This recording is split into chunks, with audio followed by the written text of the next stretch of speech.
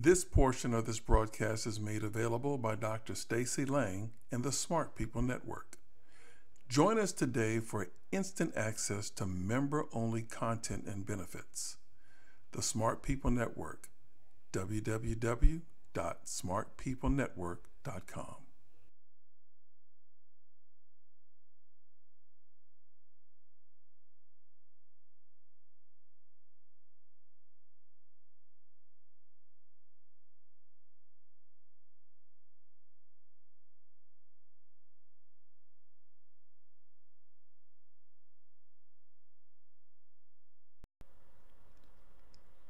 Dedication. I dedicate this book to my warrior mother, the late Reva Daniel Salter, a regal, proud, and beautiful Black woman who set the example for being the best you could be, who always expected the best from you, and who always gave you her best. She would not tolerate mediocrity, cowardice, or marginal effort. The effort, she felt, was more important than the outcome. Others could influence, thus affect the outcome. She would remind me, but I controlled the effort. Did you do your best? Was her opening and closing questions. My mother's power was in her direct, articulate, and plain speaking messaging. Because she never minced words, she was an outstanding manager leader. As my late brother George used to say, given her capacity for goal setting, performance management, meeting objectives, all my dear needs is staff. The joke was on George because we, her children and husband, were her staff. Welcome to the Gourmet Book Club event featuring author Kwame Salter. My name is Gary Johnson from Calculations, the talk show. We have this Gourmet Book Club event, and we're featuring author Kwame Salter, author of the book Black Over White. And just a few ground rules that I'll share before I introduce Kwame. There's no such thing as a dumb question. I want you to be selfish. We're only here for 2 hours. Be selfish to get your needs met.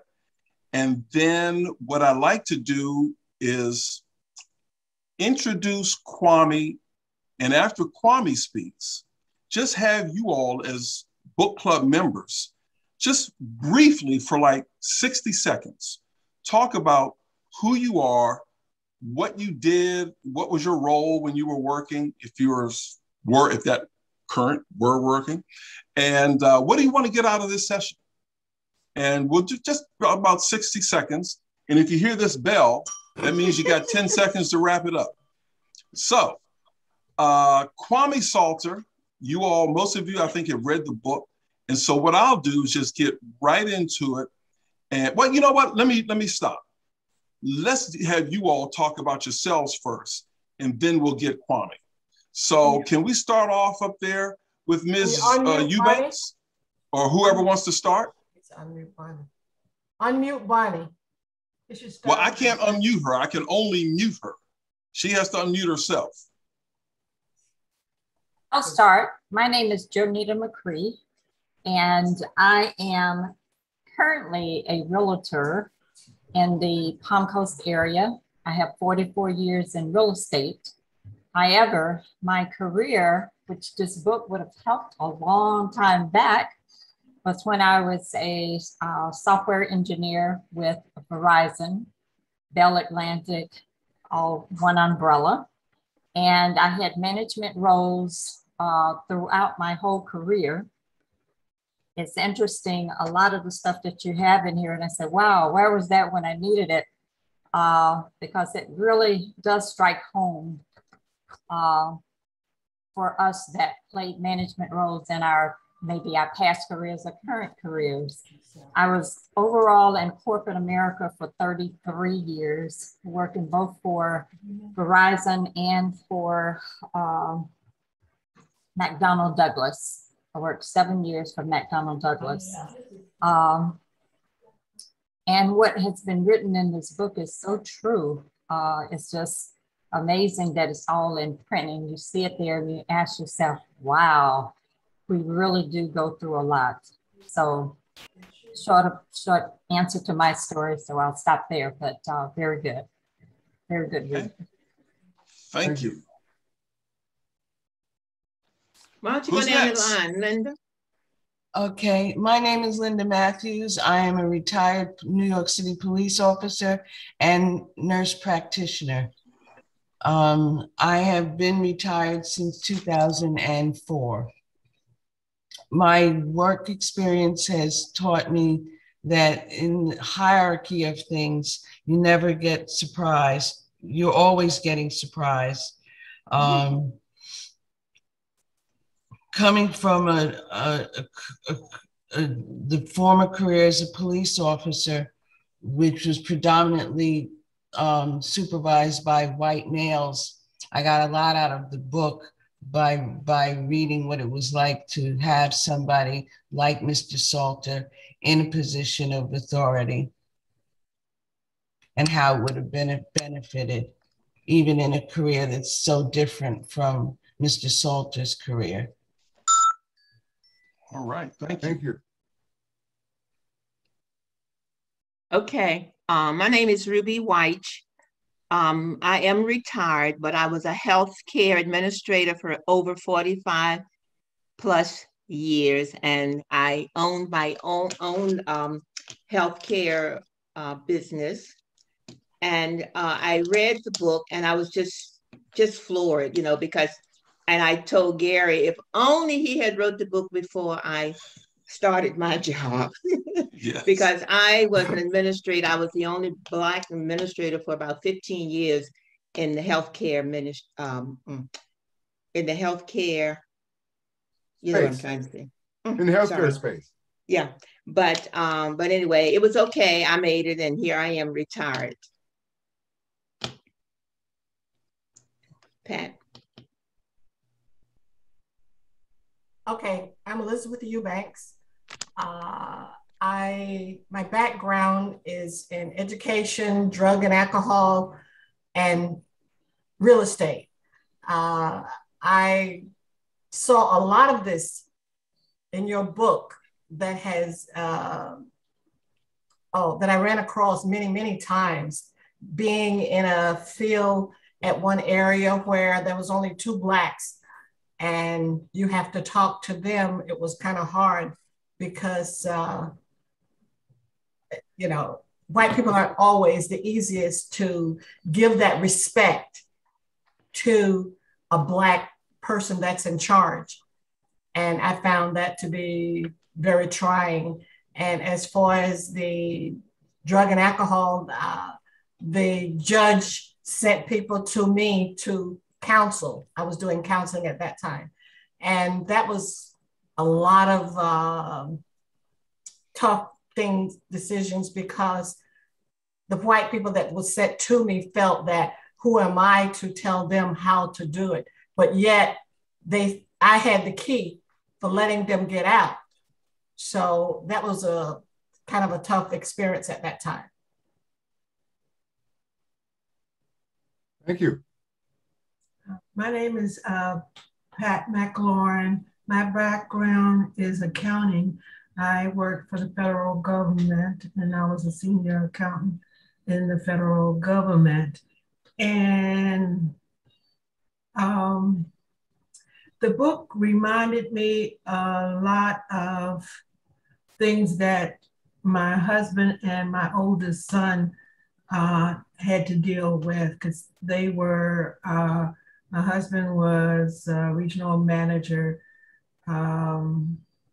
in Amtrak, and my son was a director in Corning. And so a lot of the book reminded me of things that they experienced. In fact, after I read the book, I kind of interviewed both of them to see how they felt. And a lot of things that they said to me was in the book, and the experiences that they had as Black men over white it was my son had said that it was a difference supervising a white male than it was a white woman. And it was a big difference in what you had to how you had to handle them, and that was key. Thank you. Emma? Good morning, and I apologize for being late. I had a last minute thing I had to attend to. I started out customer service with the phone company in Pontiac, Michigan. That was in '73. And I was the only Black customer service rep there. I filled the quota. They needed a quota, and I was it. It was an experience, very much experience. Then I transferred within the phone company. I transferred to Greenwich, Connecticut. If you know anything about Greenwich, Connecticut, again, I was the only Black customer service rep, and the cashier was also Black. And I had a couple experiences. One, a customer had to come in and pay a bill, which had nothing to do with me. But he told the supervisor he was not going to give his money to a Black lady. And she said, fine, if you don't, your service is disconnected. The personal experience that I had, I was not the low man on the totem pole. There was a white lady underneath me. And if another office needed you, you had to go to the other office, okay? So they called me in and told me I had to go. Now I'm like around 26, and I already had a little attitude against white people, but at any rate, I said, no, I'm not going to go.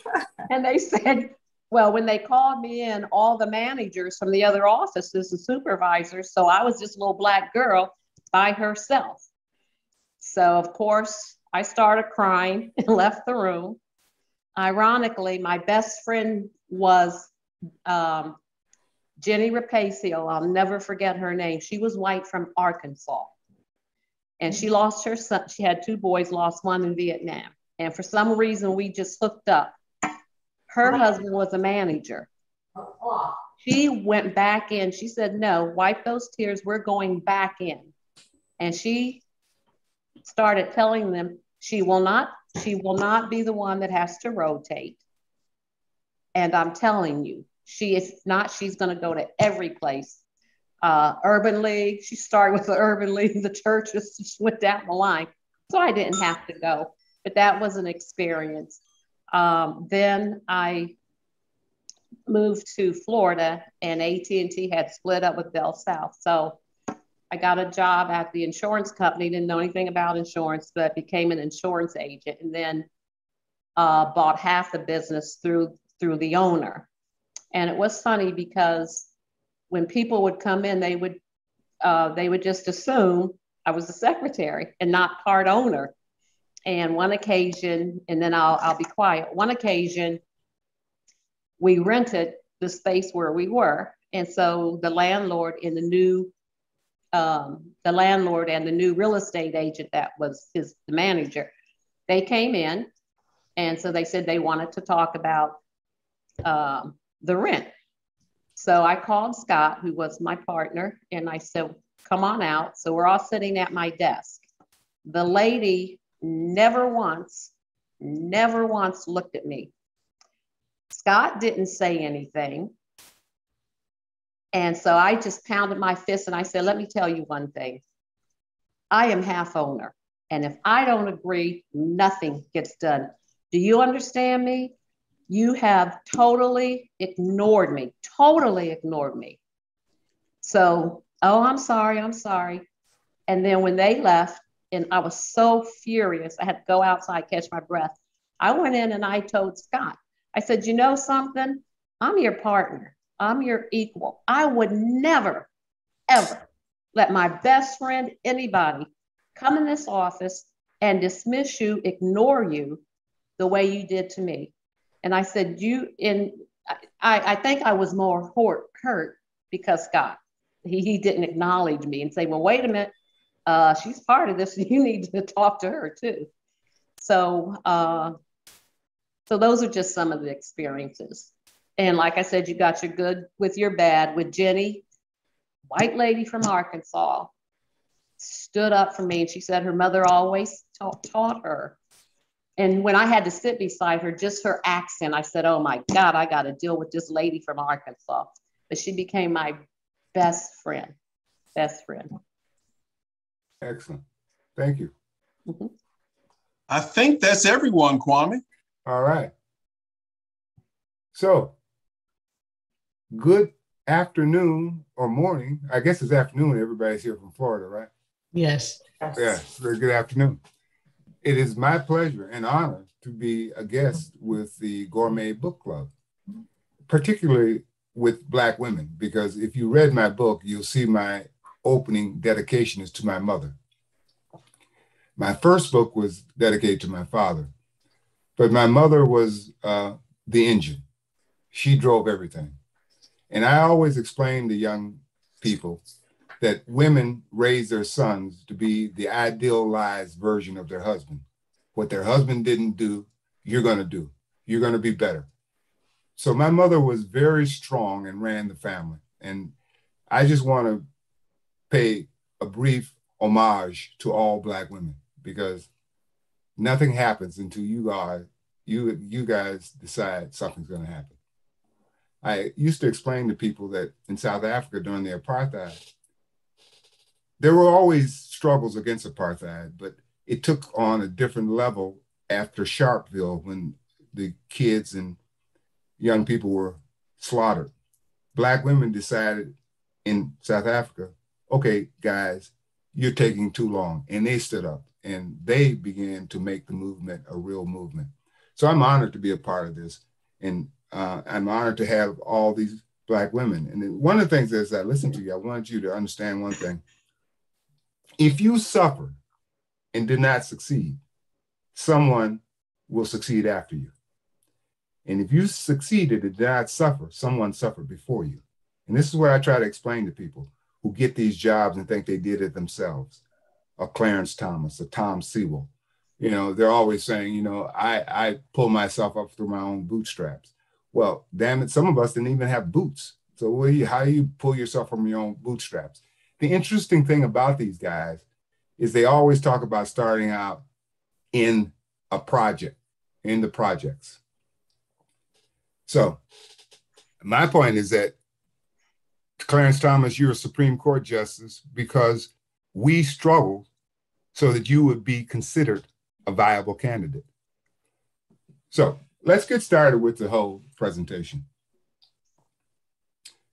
The book, Being the Boss When It's Black Over White, 7 Strategies to Managing the Nuances and Challenges. And what I mean by that, these are strategies. This is not a blueprint. You know, some people think, well, I got the strategies. If I follow the strategies, everything will work out. You have to invest time, effort, energy, and commitment to making things work out. I use the example of I could give you a map to get to New York. If you take an exit before you're supposed to and get lost, it's not the map's fault, it's your fault. So these strategies mean that you take these strategies, and these are strategies based on my experiences and my observation. And as I listen to each of you introduce yourselves, based on what I had learned from people who came before me. So all I did was record these things. I retired as the Senior Vice President of Human Resources from Kraft Foods. And it was a good journey. I came out of the nonprofit sector, and I took my skills and my insights into the corporate world. I had incredible mentors. The first set of mentors I had, of course, were my parents, my mother and my father, who every night, we ate dinner every night, which is odd in today's world. And we'd have these discussions. And I came from a family of what you would call race people back in the 40s, very proud of being Black. And I was continually, along with my sister and brother, told how superior we were.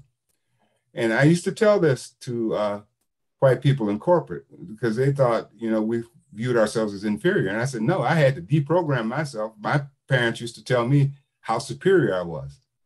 And so when I got outside, I never saw white people as anything but people. That's what my parents would always say. They're just people. So don't get caught up in them being superior.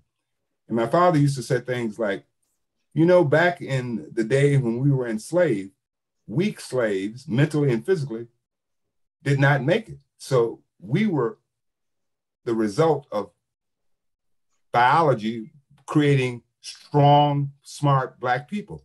And that explains why it was illegal to have us learn to read and write.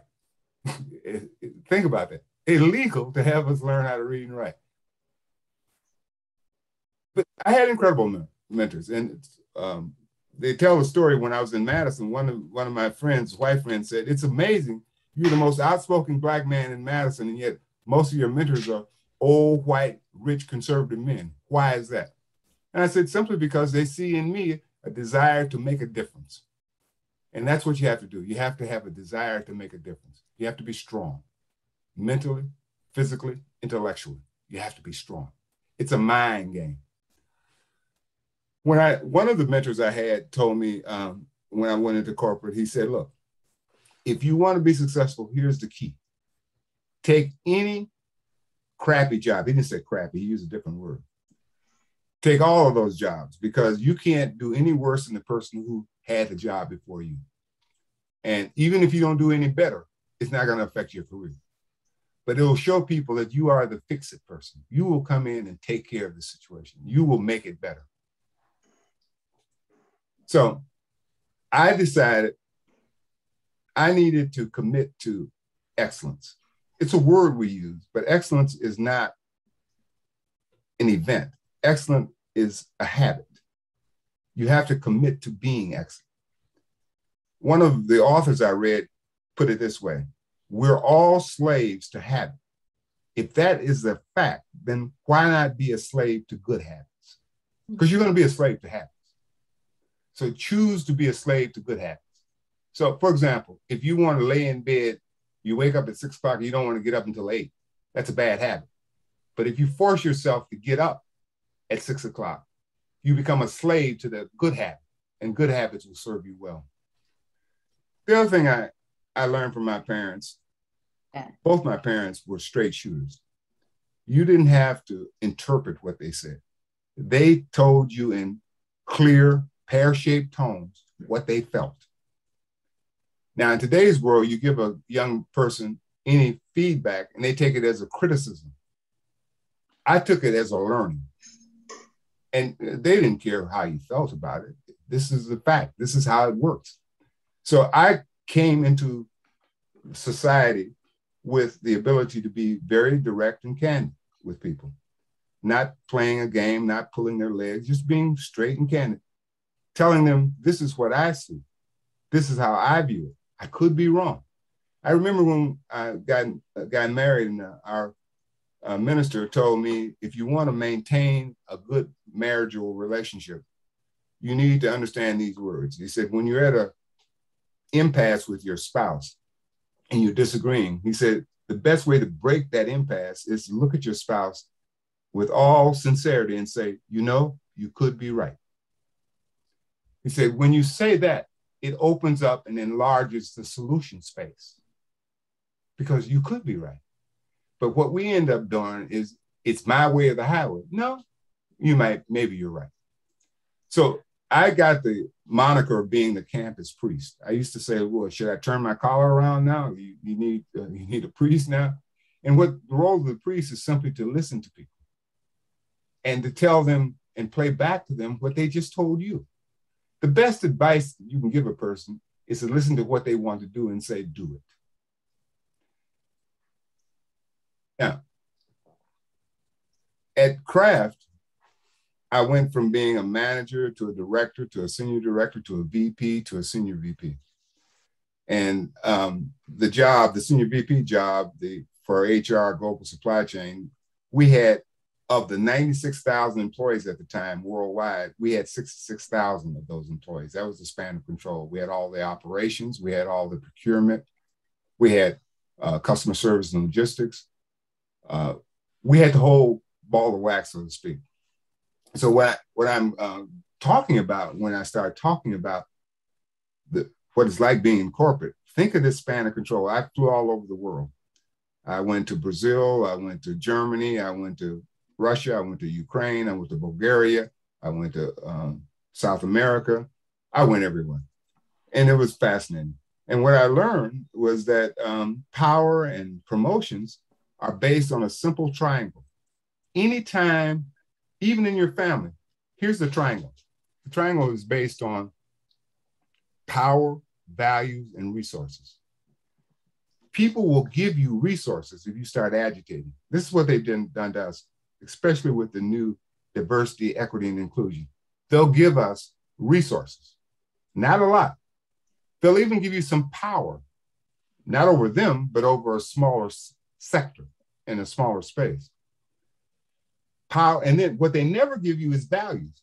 Just like in our family, our children may come to us and say, hey, you know, Mom, I'd like to go here and do this. And we go, we don't do those types of things here. That's not in our family's value set. And the way systemic racism works, systemic racism controls what they think is valuable. Who was that saying? I think the last person, it just says gourmet, but you were talking about how you were ignored. That's part of the strategy, to be indifferent to you. So think about power, value, and resources. Anything that an organization or family values, they fund, they support. If it's not in the budget, it's not valued. The budget is simply a statement of values. That's what a budget is. You want to know if you value, go to the budget. If it's not in the budget, you're not valued. It's that simple. So my success strategy is based on my own experiences and my observations from a high level. But also, as I listen to each of you talk, I realize that I've been influenced by all of your experiences. So this book is a culmination of me observing, listening, learning, and sharing. Well, we get to the point where you got power now. What is power? Power is the ability to direct and control phenomena to your desired benefit, making something happen for you. I've found, and I'm generalizing, but a lot of Black people are afraid of power. But power is a good thing. Power can make things happen for you.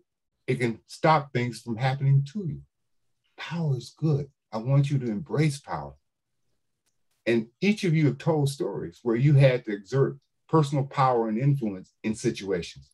When you had to go outside and say, you know what? When you had to slam the desk and say, you know what? I got the power. Now, you may not respect me, but damn it, you're going to respect the power. I own half this damn company. So you can do with that what you like, but that's the reality.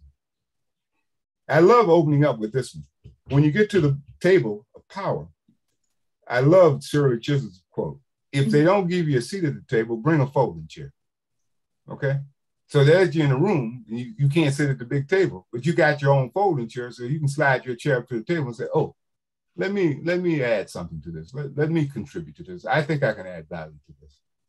And the way we did this in the power table is succession planning. And succession planning is looking at your talent and determining who in that talent is high potential, high talent, who is basically just a very smart and very talented person, but they don't have the potential to go any further. But they're key people because they basically train the people who are going to come and lead the organization.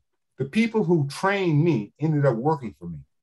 Now in corporate, they knew once they got me to a position, Harold Poser, for example, once he helped me get to the position, he would call me and go, I need a favor. That's the brilliance of helping somebody. You never know how far they're going to go. Of course, I would take Harold's call because he helped me. But in succession planning, they have these things called Ready Now, where we put the people who we think are ready for the next position or promotion, ready in 2 to 3 years, ready in 5 or more years. Most Black people end up ready in 5 or more years. Even the ones they put in Ready Now end up staying in Ready Now for 5 years. And my question is, what does Ready Now mean if you're going to sort of stay in a role for 5 years. I've gotten people out of that role by saying they've been in the role for 5 years. Why are they ready now and they haven't moved? And the white supervisor would say, well, you know, there's some things they need to do. And my boss, Terry Falk, and I would say, then it's incumbent upon you to prepare them to be ready for the next step. So if there, it's like I used to say, if there's a learning failure, there's a teaching failure. So if you're not developing this person, you can't bring them up every year and say, oh, they're ready now. Well, they've been ready now for 5 years and everybody's passing them up. So we would have these succession plan meetings, and every corporation has these meetings where you're in the room, and if you don't have an advocate in that room, you go nowhere. I'll give you an example. If Ruby's name came up and somebody says, did anybody here know Ruby? And everybody shakes their head, no, not really. Well, Ruby's off the consideration right now. But if Ruby has an advocate in that room, like me, an advocate is someone who speaks up for you when you're not in the room. That's an advocate. You may not even know who your advocate is. You may think this person doesn't know you, but that person's been watching you for years. And suddenly your name comes up and they go to bat for you. The other one is the executive management group meetings. They call the EMGs, where you have the senior leaders in the organization. We would meet and we would talk about processes, organizational objectives, but always it came back to people. Who is most ready to take on this role? Those are formal meetings. And then outside of those formal meetings, you meet people in the hallway and you say, look, I'm going to be advocating for Ruby in this meeting. You got any issues with that? They might say, well, no, I don't know her. Well, let me give you a little background on her. They go, okay. Some will say, yeah, I know her, but I don't like her attitude. Well, that also helped me because I knew who my enemies were in the meeting. So I knew how to counter it. But you get this intel and information and insight in the hallway. The other thing you have to do is when you get an opportunity to be at the table and you're a partner in the business, don't be a silent partner. Be a partner who wears their full suit of power. And I advocated for any employee being overlooked, sidelined, or mistreated. I said my role was to help the marginalized, people that you marginalize. I know that when the woman, I don't know your name, the Gourmet, it says Gourmet under it. Emma. Yeah. But it's when she was explaining the experience she went through, I was like, it's so current. It's still current today. It's just, it's shameful. But I advocated for people because we are, as Black people, the canary in the cave. They used to use this in coal mines. They put a canary in the cave to see if there was noxious gas that could kill you. If the canary fell over, you didn't send men into the cave. I said to the people at Kraft, Black people are the canary in the cave. If there's gas, you can't smell it yet, but we smell it. And we're telling you, if you don't deal with this, it's going to affect the whole organization. And they finally realized it. When Black people start complaining, there's some malfunction in the organization. And if you ignore that just because we're Black, shame on you. Emma, you said something about being overlooked and sidelined. That's intentional. So while I advocated for everybody, and I did, and I was very successful in getting secretaries into management positions because I realized I'd go meet with their boss, and their boss depended on the secretary. And I realized, my God, the secretary is smarter than the boss. Because every time I go talk to my administrator. Well, okay. So I promoted about 6 women out of secretarial pools into management positions, white women and Black women. I was especially vigilant in advocating for Black people because I realized that we don't have people who are advocates. And a lot of times Black leaders get to these positions and they forget how they got there, and they don't want anything to do with us. And instead of bringing in more Black talent, they bring in more white talent. And I would say to them, wait a minute. Nobody ever questions when a white man gets to be a senior VP and brings in more white men. Nobody ever questions that. We are so concerned about the optics and the appearance. Oh, you're bringing in more Black people. Well, guess what? In today's world, if you look at white women, the minute a white woman is promoted to a position of influence and power, she ends up bringing, over 2 years, she will turn that over to 30 to 50% more women, white women. But we don't.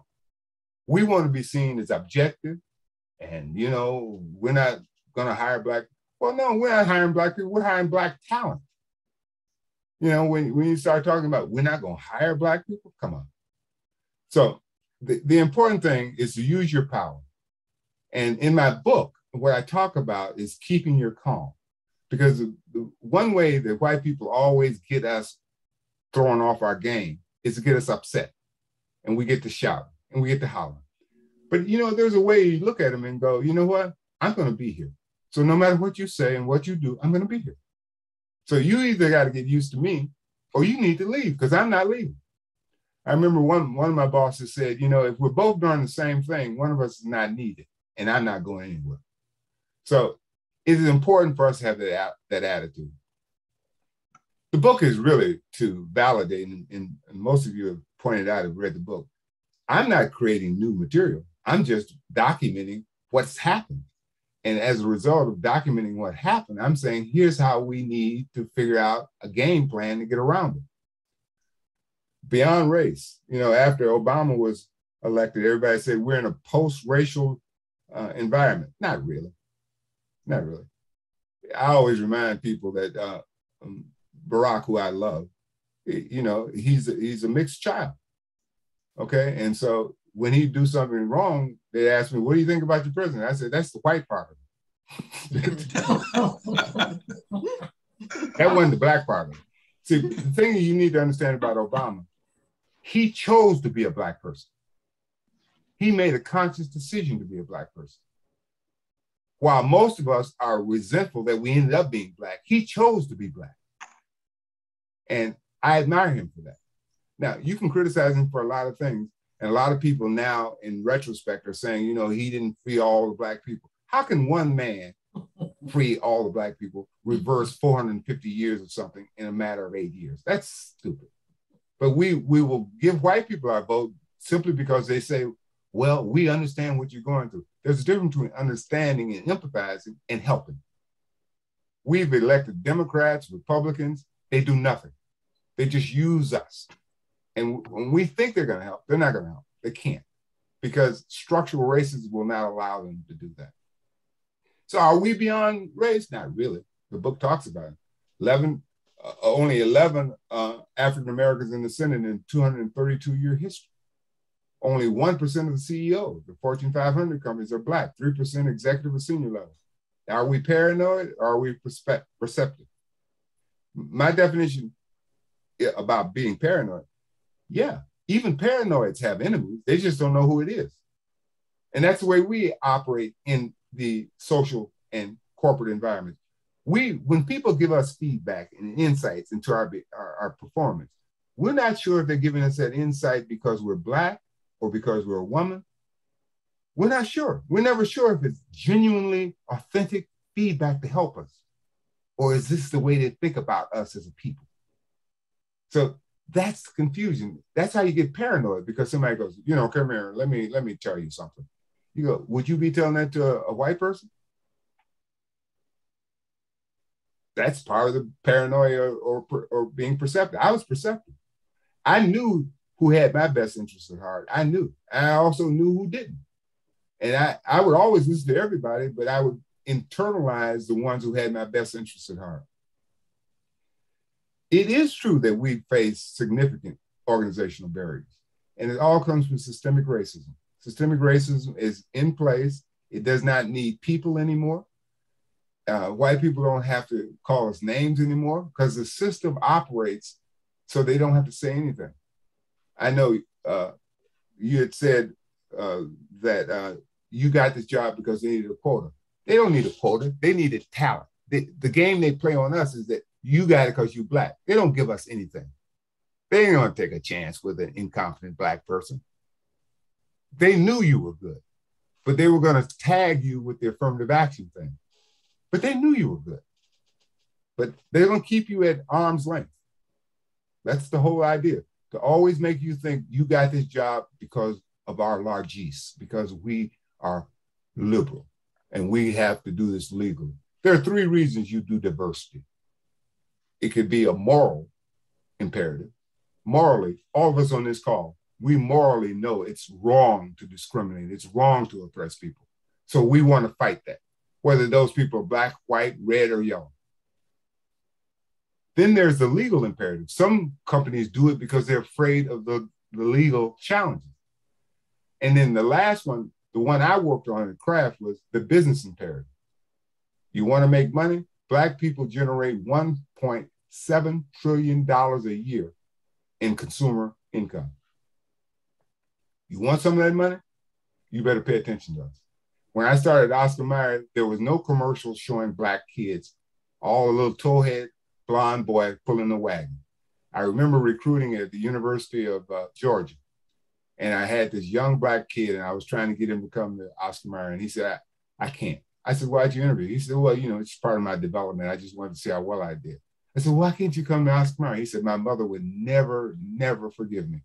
She thinks it's the most racist company she's ever seen based on their commercials. There are no black people anywhere. Like, we don't eat hot dogs. So I went back to the company and said, you are affecting my ability to recruit. We need to change the advertising commercials we do. And they did. They're all intertwined.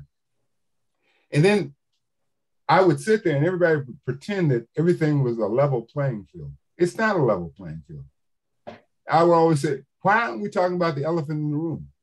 When we're talking about, for example, black people, we'll talk about, well, you know, he's sort of emotional, or a woman. They have different words for women. Oh, she's a bitch. But the same behavior exhibited by a white male is a positive behavior. It's not a negative behavior. The same behavior. But a woman does that behavior, oh no, you know, she's a nudge, she's a nag, she's a this. I would say, wait a minute. She has the same personality of this guy you just said was determined, focused, and delivers the results. She has the same thing. Why do you describe her in different terms? So yeah, I always said, the elephant's in the room. If you can't see it, you can smell the peanuts on its breath. Okay, so again, why write the book? I just wanted, you all said it better than I did who read the book. I just want people to know, we know. I'm a reporter. I'm not making this up. I didn't create this. I am just reporting on what I saw. And the reason the book is being received so well is that everybody says, it's so honest. We talk about this at night after work. We talk about it at lunch. Why hadn't somebody ever wrote this and said, this is what's going on? I sent this book to one of my good colleagues at Kraft. He was a lawyer. And he said, Kwame, he's being facetious. He said, Kwame, you always choose safe subjects to talk about. I said, no, I know what you mean, Ted. What I do is I discuss the undiscussable. It's like you can be in your own family and things are happening and you don't want to say anything. You want to keep everything calm. Not me. I want to expose what's in front of me, because if I don't, I become deluded. I live in delusions. And outside of delusions, there are illusions. The illusion that if you go on your phone today and look at the news, 80% of the news is about celebrities. I don't care what Kanye West is doing. I don't care what Megan Fox is doing. But that's the way they keep us focused on things that are not significant. And while our life is breaking apart, they want to keep us focused. So you go from delusion to illusion, from delusion to illusion. And so when you talk to Black people, we often think that we all are thinking the same way. Well, we find out that we're not thinking the same way. We're very multicultural within our culture. There are differences of opinion. But here's the way white people use this. If Kwame says something, they will rush to find somebody who will disagree with me. I just read this morning where John Gruden, the guy who just got exposed at the the Las Vegas Raiders, Randall Cunningham, who is an outstanding football player, just said, John Gruden is not racist. He goes to my church. Huh? How do you know? What he wrote was racist. But what they do is that became news because Randall Cunningham is black. So one black person can give you absolution. They used to come to me and say, well, Kwame, would you say I'm not racist? I don't know. I don't know what you are. You know what you are. I can't give you absolution. You have to figure out if you're racist. And then we go to the areas called the micro aggression areas, micro assaults. And you've heard this. Let's call a spade a spade. That's like the pot calling the kettle black. And I used to ask people, what do you mean by that? Oh, well, I just heard that. It's just an old saying. I said, but it has implications. What does it mean? Micro insults. You graduate from HBCU, let's say Florida A&M, you go to a corporation, they go, oh yeah, well, where's that school? Is it accredited? What is this? What's an HBCU? That's an insult. Because you can go to a small little white school like I did, University of Wisconsin Whitewater. Nobody asks, is it accredited? Because they see UW. Micro invalidations. You can come in and say, for example, my boss is a racist. And you go to your boss's boss, and your boss's boss will say immediately, no. Ruby, that's not right. That's a good guy. I know that guy. I'm going to give you a story that's true. One of my proteges, when I left, became a VP. He called me up one day and said, can we have breakfast? I go have breakfast with him. He explains to me he was on a 2-week suspension with pay. I said, what for, Jim? He said, well, I was giving a performance evaluation to this white woman and she wasn't performing very well. And she started crying and then she left and went to the executive vice president of HR. And the executive vice president of HR, who was a white woman, suspended me, Jim, for 2 weeks with pay while they investigated her claim. I said, what? and you took it? He said, yeah. I said, if I had gone up and said my boss is racist, you think they would have suspended him? And then the Meghan Markle example, when Piers Morgan said she wasn't depressed. How in the hell do you know what she was like? You're going to invalidate her. She's saying, I'm depressed. You're saying you're not. This is the concept of white people having proprietary control over our feelings. They tell us, you're not upset. You're not discriminated. You're going to tell me you're going to invalidate my own experience? No way. That's what these are. And then I wanted to share with people how I got to where I got. The subtitle of my first book is Getting to Your Goal Without Losing Your Soul. That's the whole idea. How do I get to my goal without losing my soul? Because I can sell my soul. And many people have sold their soul for $100,000, $300,000, some people for $75,000 a year. They've sold their soul. And there's a concept in the Black community, and y'all all know it. You've heard it. Man, I'm getting over. When you hear a Black person say they're getting over, grab your wallet, protect yourself, because you are just a bigger victim as anybody else, because they will use you. Getting over. I know how to deal with white folks. They're suggesting I'm not dealing with white folks, right? I'm dealing with who I am. So the key is to have emotional intelligence. You got to know who you are. You have to know how to control yourself in all situations. You have to have empathy for people. You have to understand that. You have to develop your emotional intelligence, authenticity. You have to be honest. You have to be real. And then I give you the 7 bad boss behaviors. If you ever want to get into the management hall of shame, not of fame, of shame, follow these bad behaviors. If you are actually practicing these bad behaviors, stop right now. But the major thing that causes bad behavior, they ignore feedback and input. You see, most bosses are at what I call the tip of the iceberg of ignorance. They only know about 4% of what's really going on in the organization. By the time an issue gets to the top, it's no longer the real issue. It's fiction. So people would bring me issues and say, this happened. I said, where did it happen? When did it happen? Because by the time it gets to me, it's been cleaned up. Everybody's protecting themselves. So you have to be aware that when you're at the top of the organization, you're not going to get real-time, authentic, factual, actionable information.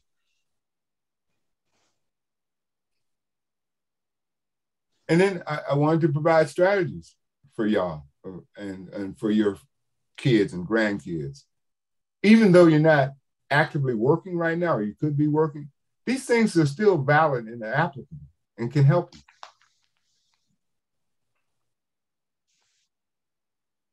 So the 7 strategies to manage the nuances. I said nuances because one of the things you don't find, a nuance is something you don't see. You see the policies and the procedures, but you never see the nuances.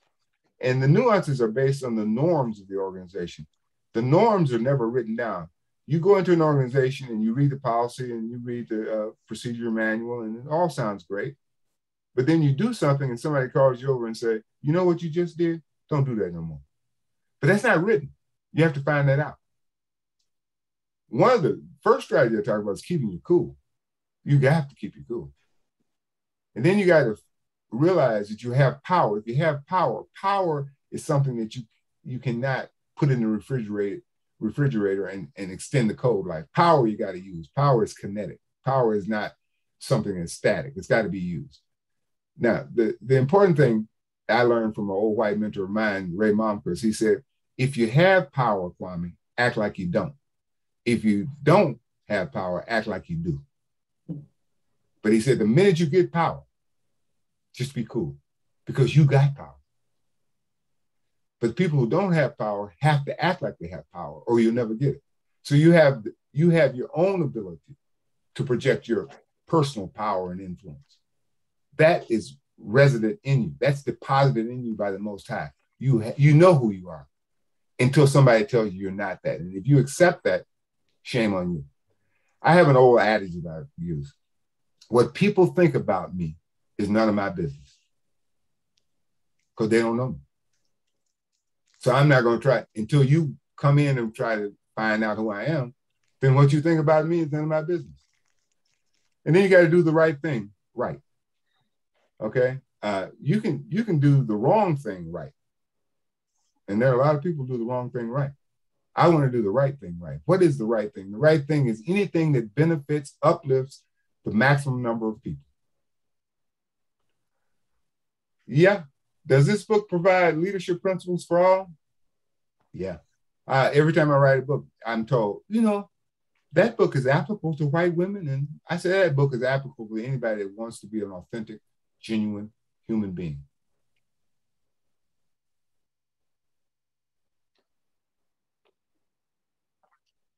Well, yes, not only do we have to work twice as hard, we have to also work twice as smart.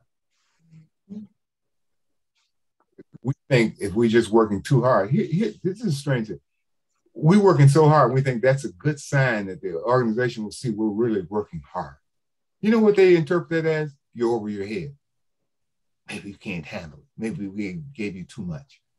So even a good behavior, a good habit, is then twisted in terms of being a negative. We're working hard, but you're working too hard. Boy, that one is, she's just working all the time. Maybe it's too much for her. Not really.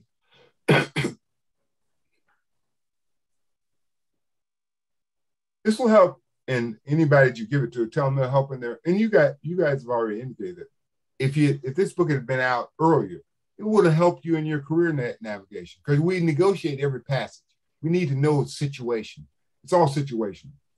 So this is what this book is for, to help people who are moving into a leadership role or in a leadership role, how they can manage and navigate their career. And then how you understand how important talent management and development is. If you go in an organization and they don't talk about how they're going to help you develop, you're in the wrong organization. Development is not accidental. Development must be intentional. It must be intentional. As a boss, one of the things I realized is I can make you successful. I can make you a failure. I can do that. I have the power. And that's why they say people don't quit. People join a company and quit a boss because the boss is the company in your eyes. So then I talk about, the book is very useful for employee resource groups. They set up these little affinity groups, African-American, Asian-American, gay, lesbian. Everybody has an affinity group. But what is their role? Is it just for them to let off steam? Is it to help change the basic structure of the organization? Is it to help move the organization to another reality, a culture shift? This is what this book is saying. Quit just being happy to have the company pay for lunch while you complain. We want to make a difference. We want to make, what did Steve Jobs say? I want to put a dent in the earth. I want to put a dent in it. I want you to know I was there. I remember in my grandmother's funeral years ago, the minister said, Mariah Salter left deep footprints. You have no excuse without getting lost. The footprints are there. I want to leave deep footprints. I want people to say, okay, he walked this way and this is how he got to where he got. It's a short book. I don't believe in long books because I know for me, I go, oh, wait a minute, I'll pick it up tomorrow and tomorrow becomes next year. It's real life. I'm not making this up. I talk about the homie. Somebody had mentioned it. When you become the boss, Black people get culturally comfortable with you. But, you know, hey, Kwame, hey, man, what's up, man? Give me 5. Hey, man, I'm the senior VP. You know, you didn't ask me for 5 before I was the senior VP. Now you my buddy. And then you're going to complain about all the things you were telling me was all right. Yeah, these white people messed up. Why didn't you say that before? So I just try to be authentic.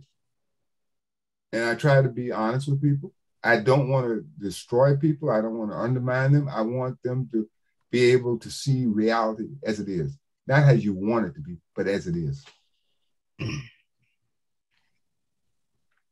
Here's some ways to get in touch. Go to Amazon, encourage people to buy the book. No, I say this often, and Janice always corrects me. I wish I could just give the book to everybody. Just give it to them. And Janice and Gary are my gravity. They go, come back to earth, buddy. And you got to sell this book too, because they reminded me of what my father would always say. The only place you speak free is to young people and in a church. Everybody else, if you don't charge them, they won't appreciate it. If they didn't pay for it, they don't appreciate it. Okay, today, I'm a writer. I'm prolific. I write every day. That's my hobby. That's my dharma. That's my purpose in life, to share what I've learned. I've spoken many places. I tell the story about speaking in Austin, Texas. Reverend Benjamin Hooks, when he was the late Reverend Benjamin Hooks, had me in New York helping with the NAACP. And then he liked me a lot. And this is years ago. He had me do keynotes at the 75th Jubilee anniversary for the NAACP. And I'm in Austin, Texas, giving a speech. And they're talking about this unsung hero in Austin, Texas, Mr. Williams, who's the older man. And everybody got up and they said, Mr. Williams was incredible. He was a man ahead of his time. And I'm sitting there, I'm a young man. I get up and I'm the keynote. And I said, well, first of all, I want to dispute this accolade you give him. You say he's ahead of his time. You could hear people just sigh. And I said, no, he wasn't ahead of his time. I said, we were behind the times. He was in his time. That's just a way of taking people who have vision and saying they're different. No, they're just reading the tea leaves as they are today. So when you hear somebody say you're ahead of your time, you say, no, honey, I ain't ahead of my time. I'm just reading the tea leaves. This is what time it is. So I've been a coach for senior and emerging. I'm an executive coach now for people. I have a client who is a Black Hispanic. He has to decide which one he emphasizes. Most of the time, everybody wants to be white adjacent. So, I'm going to be a Latino. It's better to be anything but Black, okay? But I say, I don't care what your accent is. When you walk out and people see you, you Black, okay? You Black. So I don't care what you say you are. I'm saying the world sees you as a Black person who happens to have a bad accent. That's what they see you. So I still, until I take my last breath, I will be an advocate because I owe it to my parents, my grandparents, and to my ancestors, to all those Black people who've given their lives, who walked in back doors, who ate at segregated facilities, who drank in segregated water fountains. They made it possible for us to survive. They made it possible. We owe it to them. One interviewer asked me, will you ever stop? I said, can't stop, won't stop. They tried to bury us, but they didn't realize we were seeds. So every time you bury the seed, it sprouted into somebody like me, you, and anybody else who believe that we have every right to be treated as human beings. All right. Well, I guess we can open it up for some Q&A. That's what we do best. That's it. Don't be bashful. Remember, be selfish. Before you start the Q&A, I would like to ask all of you, your stories were just captivating, and they all are so much of the experience that Black people are experiencing currently. So I would love to ask if you would go on to Amazon and write your testimonial about the book. And I think it would encourage so many of today's generation to get this information that they truly need. It's not about selling the book. It's about getting the information out there that can help them succeed much more readily in their careers.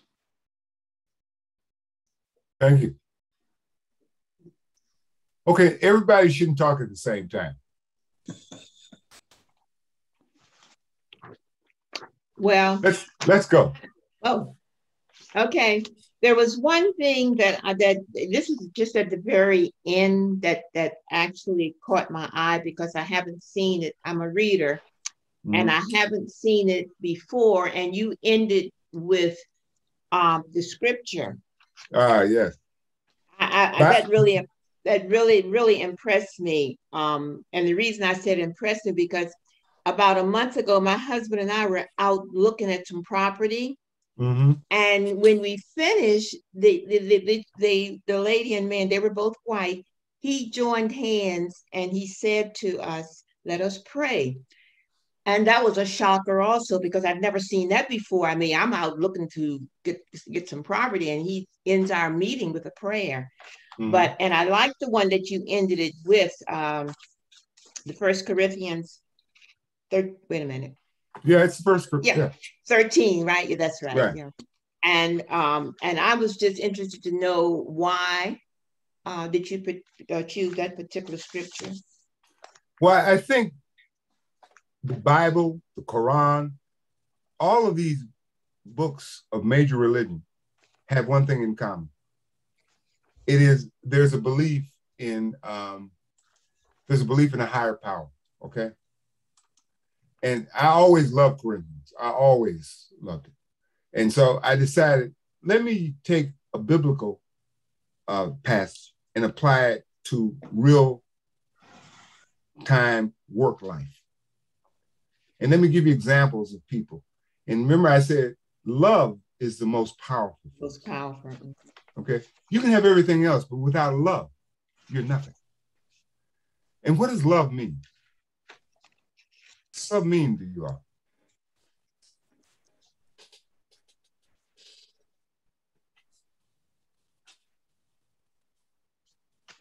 I'm waiting. I'm sorry. What was it? I said love. I'm saying this whole idea, this whole book is written out of love. Love is a powerful force. Martin Luther King's whole nonviolence is based on love. So what I'm trying to say to people is that, and it sounds strange, love your enemy. Because my father used to say, be careful who you choose as your enemy, because that's who you most likely will end up looking like. And he would always say this, I choose my enemies. Nobody can choose to be my enemy without my consent. Mm-hmm. You can say you don't like me, but if you're not at the level that I think you should be at, you're not an enemy, you're just an irritation. So we have to be very careful. And I ended this because I wanted people to understand that I am very spiritual. I'm not as religious as a lot of people. There are people who go to church every Sunday. what Brooke Benton said, 6 days of sinning and 1 day of praying, the odds for going to heaven is 6 to 1. So what we have to do is think the church is not a building. The church are the people who come into the building. And so everywhere you go, you have to carry the church with you. And this is why I put it in this book. I want people to understand, I'm not a human being having a spiritual experience. I'm a spiritual being having a human experience. Okay. I am not a human being having a spiritual experience. I am a spiritual being having a human experience.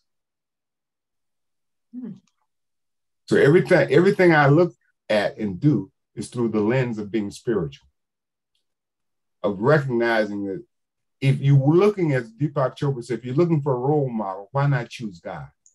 If you want to be affluent, why not choose God? If you want to be compassionate, why not choose God? We're looking for these hip hop artists, these R&B stars, these movie stars. They become our role model, but we don't know what their lives are really like. We know that the Most High's life is orderly, it's doubt deficient. It's going to happen. So that's why I added that piece in there.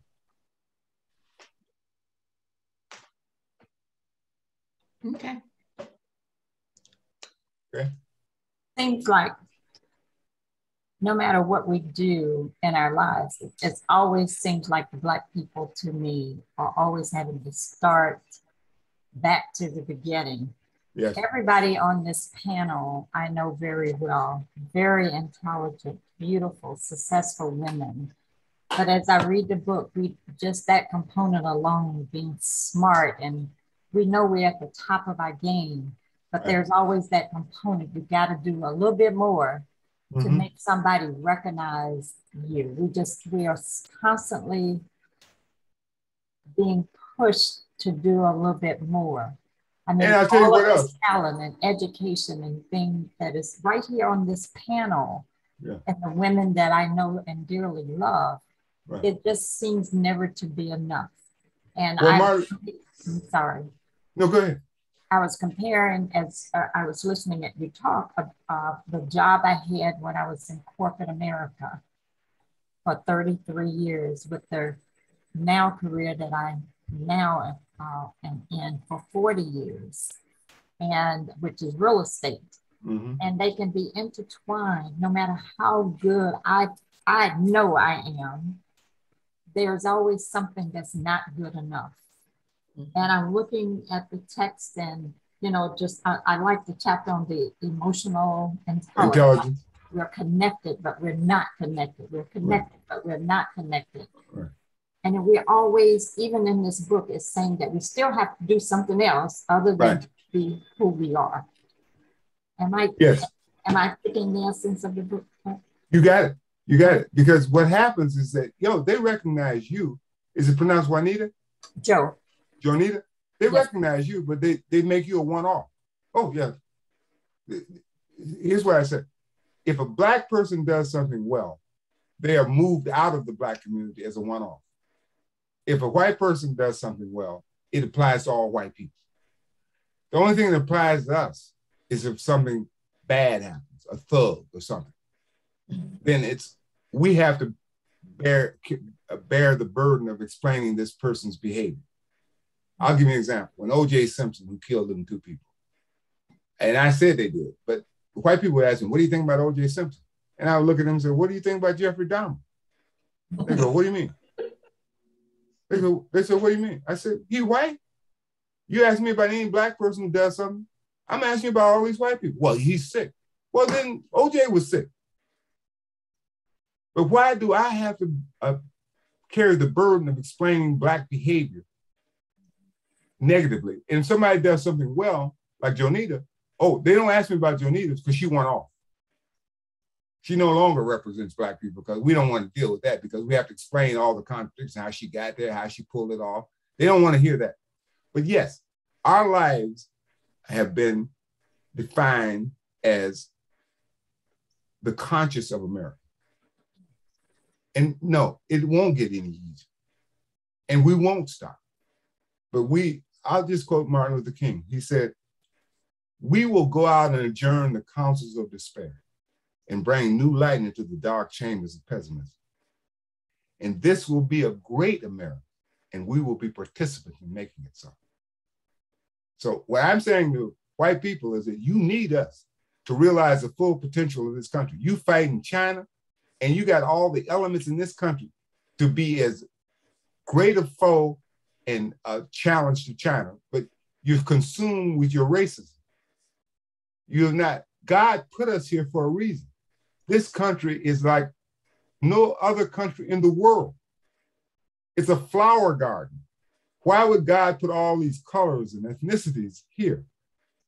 And we haven't maximized these resources here. And we as Black people keep contributing to the greatness of America. And I always remind people, white people especially, of their Constitution, which my mother used to say, I will wash their face in their Constitution. I will wash their face in it.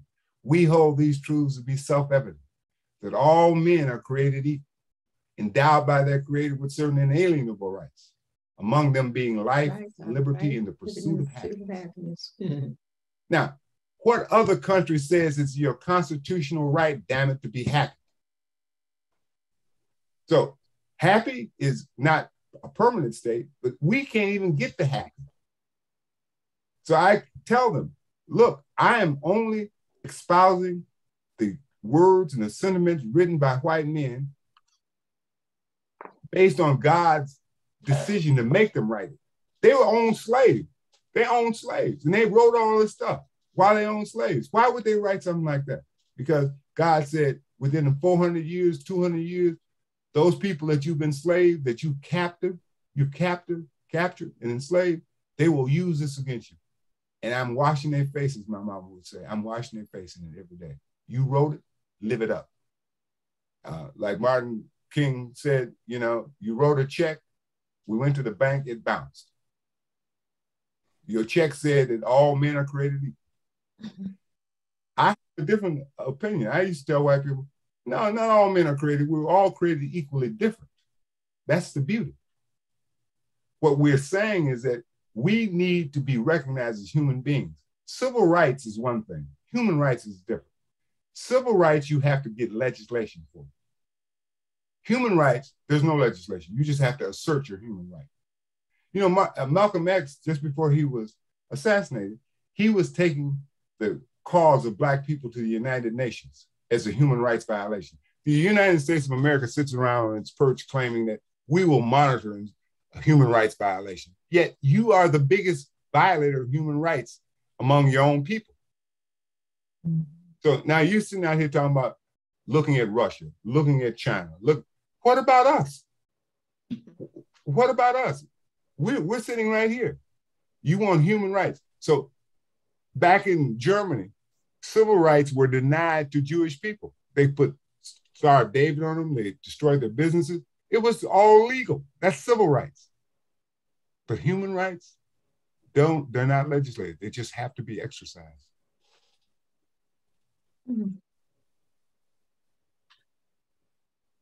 I just have a question. Do you feel that eventually we'll change the hearts of men, white race? It's not just white men. The group that keeps structural racism intact are white women. White women. Okay. I just meant white race, period. Well, because there's a book called Mothers of Mass Resistance. You guys should get that book. I'll make sure you get the author's name. But it documents how white women set up structural racism. And just today I'm reading where it was white women who elected the guy in Virginia. Okay? Now this has become a battle between white women and Black women. It's Black women who save the Democratic Party. Now white women are saying, okay, we're going to align ourselves with the Republican Party. In spite of the fact that you have a man like Trump who is sick, incompetent, And he's influencing everybody's thought process because he's playing to what they really in their heart and soul believe, that we are inferior. That's what they're saying. No matter what we do, there's never enough.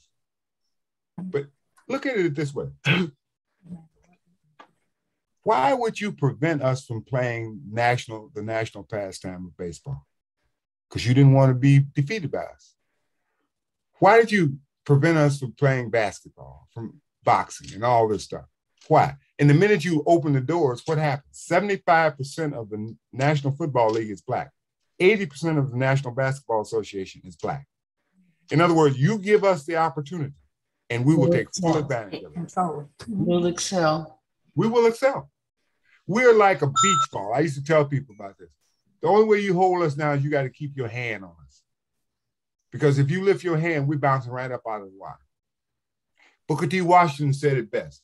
To keep a man in a ditch, you got to stay down there with him. And if you want to stay down in this ditch, because we ain't standing there alone, we're going to come up. So the point I'm trying to make is that I want to encourage Black people to go into their own mind and think about who you really are and not being defined by somebody else. The whole idea of being Black in America is a script written by white people. We play the role. We play it well. We know exactly how to deal with white people. I remember one guy told me when I was at corporate, Kwame, your problem is that you don't know how to manipulate white people. I said, I ain't got time to manipulate white people.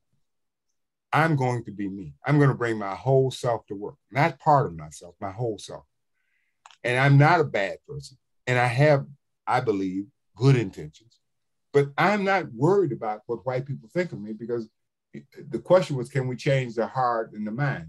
We're past that now. Most white people have no power to do anything but be white. The ones in power are so slick that they let the poor white people think that they have something just because they're white. Mm-hmm. Mm. And I asked them, what are you getting from being white? Nothing. Nothing. Except you can say, at least I ain't Black. Some privilege. Yeah, well, my latest article, and I'll make sure you get it, I talk about the privileges that they have. The right to exist without justifying your existence. I have a whole list of them. In your experience, Mm-hmm. What is it that Black people or Black managers have the hardest time in supervising white people? What is it that they have the hardest time in accomplishing? Well, you alluded to it when you talked about your son and your husband. It's the lowest ranking white person still thinks they have an advantage over us just based on skin color. So here I am, I'm the senior VP, and there's somebody in the room who's a salary grade single digit. If they get upset, they can go, oh, he's very intimidating. And because of systemic racism, because of the view they have of us anyway, it plays right, oh yeah, he's 6'2.5" tall, he's Black, he's intense. Oh yeah, I can understand why you're upset.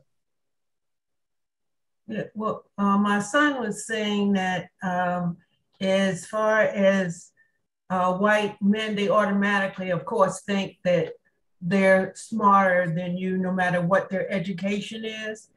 And he said, but it was harder for him with white women because they had a need to be noticed. They had to, they wanted attention. And it was a fine line in dealing with white women because they felt that they deserved attention. And you had to be careful in how you dealt with the white women as opposed to white men. Oh yeah, well, I mean, the whole idea of being a white woman is that they are the jewel in the crown for white men. They've made them the jewel in the crown. And so, yeah, you have to be careful with them. But here's the irony. We talk about affirmative action diversity. Affirmative action was created by white people. What they said, because they said you got hired based on the color of your skin. All we did was we learned from them. Oh, this is the way it works. So let's reverse the bias if it's just because of your skin. But we added something else, not only the color of our skin, but our competencies. You don't even see our competencies because the color of our skin blots out everything. We walk into a room and white people think they know everything because they watch Fresh Prince of Bel-Air, Family Matters, The Cosby Show. They think they know us. Shame on them, because here's the reality. We have had to study them to survive. The most insulting thing that happened to me when I left New York with a whole different attitude was I came down to buy a house, a property, not with Joanita. And, you didn't know me then. Let's clear this up. You didn't know me then. This person, the person, you know, I was having the house built. Right. I wanted a certain thing. I was going to do an all cash deal. I was quite familiar with how real estate worked. And I was asking for certain things, and it should have been negotiable, but he just said no. And he said to me, why don't you go and bring your father or your brother to come with you to make this decision? Oh, now I had my credit, I had an all cash deal. Money. I had the money. I had the money. I had the credit. I had the all cash deal. And he had the nerve to tell me, because I was asking for certain things which I knew was negotiable or should have been gotten, that I should go get my father or my brother, because I wasn't married, to make the decision on this property. Well, you just hit on an important topic. I've always submitted that sexism is the most vile ism, and every other ism is based on sexism. So here he's saying to you, as a Black woman, because Black women are at the intersection of race and sex and gender. You catch hell on both ends. Yes. You can't even say I'm part of the women's movement, because that's a white women's movement. You go in and say, as a woman, they say, well, maybe you should attack this as a Black person, but I'm a woman. See, but what white women do and what they've done with affirmative action is that now they've got their sisters, their daughters, their wives, who are beneficiaries of affirmative action.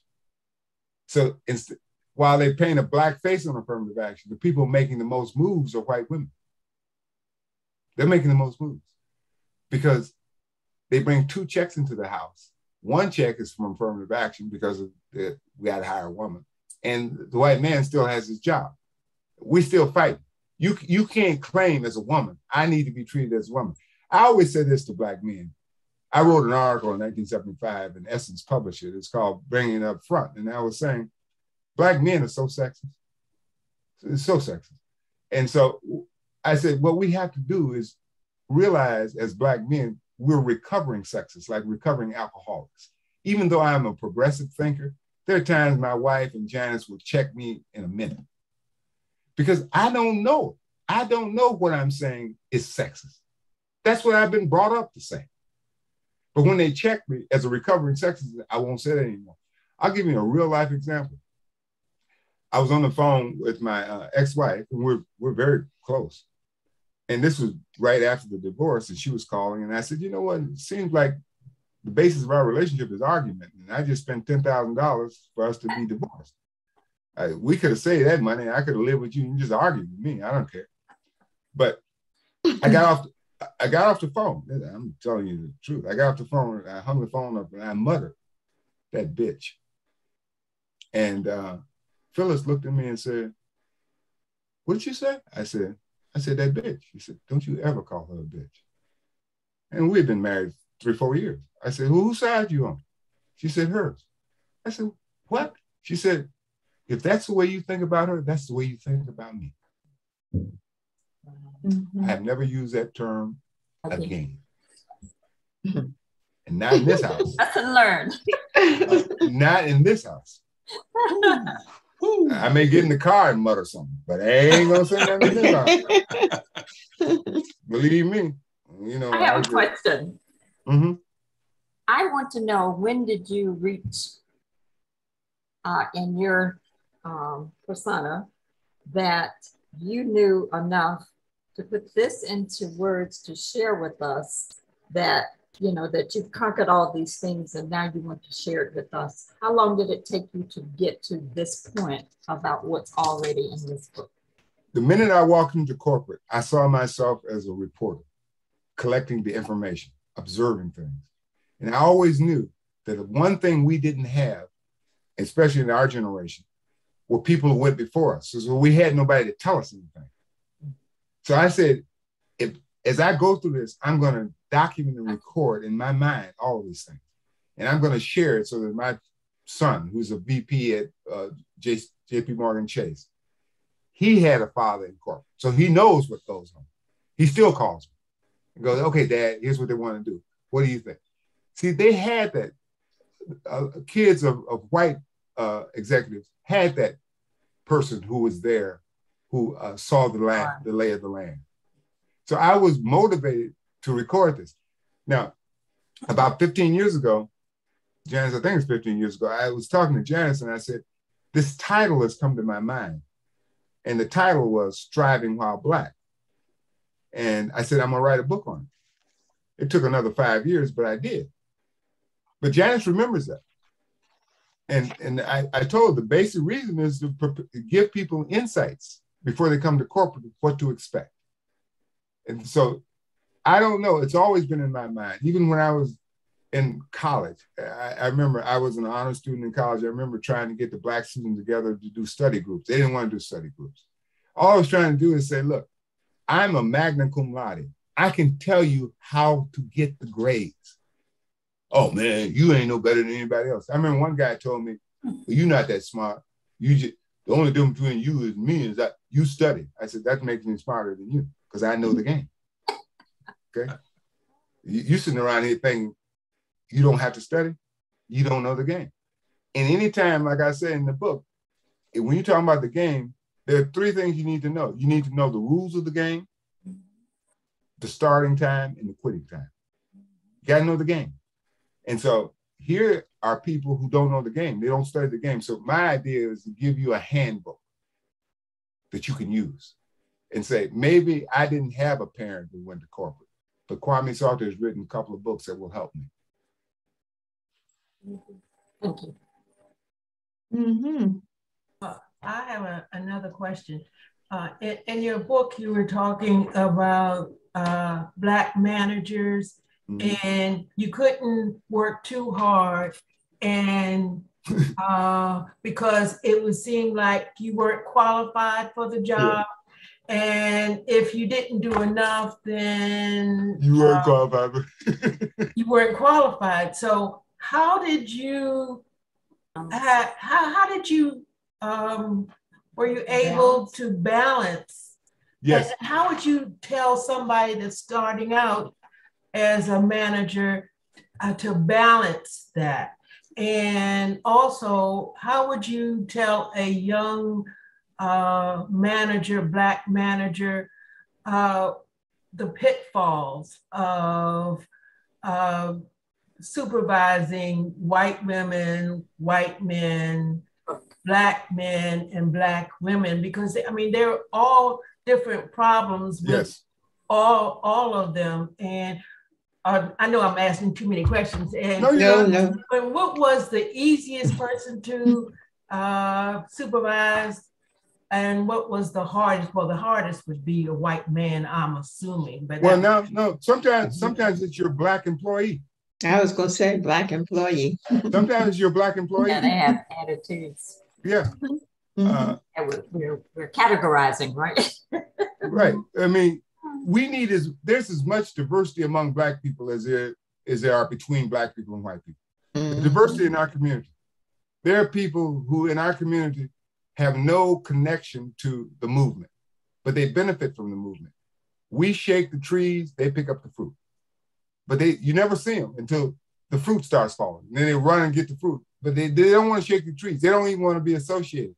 For example, well, a good friend of mine who I was a protege of mine, his wife is a senior VP of diversity, equity, and inclusion. And he said, man, he said, you know, honey, you should read this stuff that Kwame is writing. You should invite him to your company. And her response was, he's too radical. What? Radical? You read my books. There's nothing radical about it. It's just, I'm just calling out what it is. What it is. As it is. That's all I'm doing. So what she's saying is, I don't want to be associated because white people will view me as being like him. But if he shakes the tree, I will damn sure pick up the fruit. Okay? Yeah. So I started out, when you asked the question, who's the most difficult to manage? Well, first of all, you lead with your competence. Know your stuff. That's what I try to tell people. Know your stuff. Oh, that's right. Now, my style is such that if you saw me walking through the hallway, you say, that's a cool dude. But I'm like that duck on a pond. On the surface, I'm just as cool. But underneath the water, my little feet just flashing and moving and carrying on. I'm just crazy. But on the surface, that dude is cool. But I prepared myself. I used to tell my staff, people would say, you're so good speaking. You're so spontaneous. And I would say, spontaneity looks best when it's planned. Everything I do is planned. Now, when I deliver it, it looks spontaneous. But I got reams and reams of notes. So yeah, when I get up there, I over-prepare in case I need it. So when you lead with confidence and you let people know this is about confidence, I don't get caught up in extraneous factors like gender or race or ethnicity. I look at your ability to deliver the goods. Can you deliver the goods? So when the black man would come to me, and this is a story that Janice likes me to tell, is a young man who came from Stanford, a young black guy, and we had the brand manager in marketing, and they only recruited MBAs, but he was so smart, we put him into this brand manager job. He did well for about 6 months, and then he started missing work. He bought a car from one of his colleagues, never paid the colleague. And so, of course, you know, when you got a black person in a company, they go find the highest ranking black person to talk to him. Hey, could you talk to this guy? He needs help. Well, what about his boss? Well, his boss is white. His boss is afraid if he says something, he may get sued. I said, that's an excuse. But anyway, I called in this guy. Like he came in and he fired a preemptive strike. And he said, oh, before you say anything, Kwame, I just have one question. I said, what? How can a black man make it here at Oscar Mayer? I said, the first thing, you can show up for work. That's the first thing you can do. I said, the second thing you can do is you can be somebody that your colleagues trust and you don't take advantage of them. Okay? So, I mean, if you want to do how to balance things, you go to page 56 and 58 in the book. But the point is this, I had to tell him, once you do that, then we can talk about being a black man. You ain't even showing up. Okay? And now you want to come to me like, hey, brother, you understand what? You understand? Yeah, I understand, but I do show up and I am prepared and I am confident. If you know the rules of the game, play by the rules of the game. Do you have any conferences or programs or something that you're going to be presenting in the near future? You have to ask Janice that.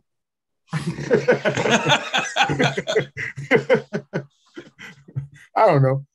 I'd love for my daughter is in a law firm that's pretty big and she's going through some of this. I'm going to give her your book. Okay. But is there any way she can tune in? Janice, this is for her. Yeah. What his schedule will be in the near future. Well, what we have booked at this moment are corporate sessions. So guests are not invited. So corporation has invited him in, but your daughter has the power to do that, to invite us into some of her conferences through her networks.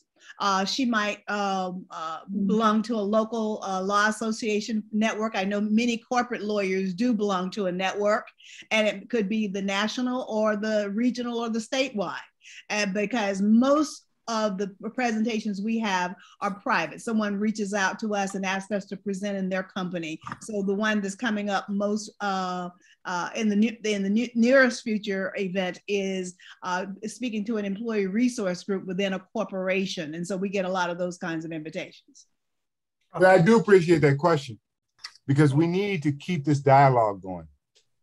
We need to have this dialogue going. Especially with the younger folks and the people who are in corporations who feel like they're idling, you know, they're just not going anywhere, or they're dealing with this, they don't have anybody they can talk to. It reminds, I'm sorry, go ahead, Kwame, I'm sorry. No, I'm done. It reminds me of a quote that we received 2 days ago, a testimonial from a gentleman who works at Harvard University. He said he read the book, it was life-changing for him, and he was recommending it to the workforce planning team at Harvard University. So people recommend it, then we get calls, that kind of thing, and that's why your testimonials on Amazon will be so powerful. Well, let's go back to that question. Go ahead. No, I was going to say the other thing that may be helpful is I will wrap this up into a product that you can share this session here, and you'll be able to share that with that's great. each other, and you can share that with your daughter or anyone else, and that's one way we can get the word out. I'm thinking sororities, right? Yeah. Fraternities, maybe. 100 Black men. Yeah. Well, those are all platforms. We live in today's world. You can, and I know Gary can attest to this. We live with platforms and portals. And what Gary does is create a platform and a portal to share information that, in the old days, it would take a physical gathering to do. Now we can record this and share it. But there's still something lost in the translation. It's always nice to have a real-time discussion. It's always nice to have that. Because these questions are, believe me, everything you're asking me, I'm recording in my mind, okay? You may see another book. And you say, boy, he was paying attention. Yes, I'm there.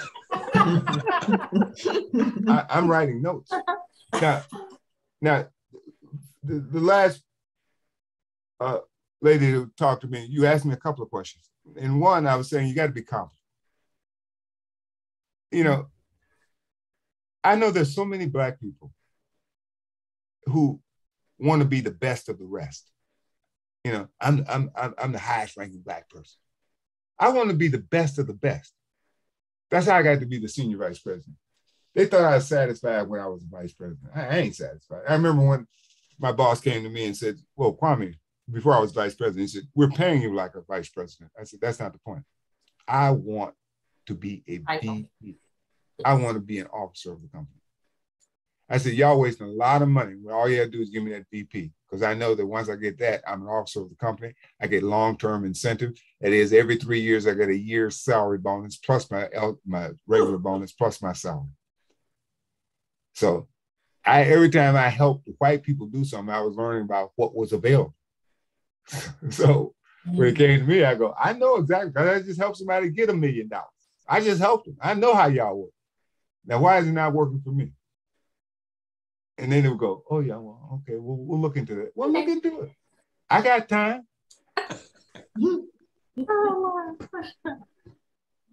So just again, let's keep this honest. I love talking to Black women because it's the Black women who have, here it is. Here's what I say to white people. You think you're not benefiting from racism? Here it is. Here's the rights you have. The right to exist without the need to justify your existence. That's white people. We got to justify our existence every damn day. Every day. You go to the grocery store. I'm at Publix, and I love Publix. They have great people there. But there's this little Asian guy, and so I'm in line, and everybody that comes before me, he's speaking to, how's it going? Did you find everything? He comes to me, he acts like I'm a stone, a statue. He doesn't say anything. And I'm thinking, so little bagger says, well, how was your day? I said, fine. Did you find anything? I'm thinking, this little Asian guy who should be connecting with me, he's so white adjacent, he's so white leaning, he can't afford to treat me like a human being. I don't exist. So, of course, this manager, who is a Black woman, I'm going to tell her, you need to work on him. He is not consistent with what you bring into public. Most public employees are just very helpful. Okay? But he decided, I don't have to deal with this Negro. So the right to exist, and then the right to be judged as an individual. You see, the right to be judged as an individual without being associated with the worst of your group. We talked about that, right? Let a Black man show up in a mugshot. We have to cringe. Oh man. Anytime there's a crime, we wonder, is it Black? I say, I want God. Oh, who shot them people white. up? Yeah. Who shot them people up? Oh my God, I hope they wasn't Black. White people don't think like that. That's true. White people don't think like that. They're like, wow, he's sick, you're sick. But we have to own it. The right to fail without racial implications for the rest of our group. If we fail, I remember when I went into craft, and this is for women, there were no women in sales. And I said, what's going on?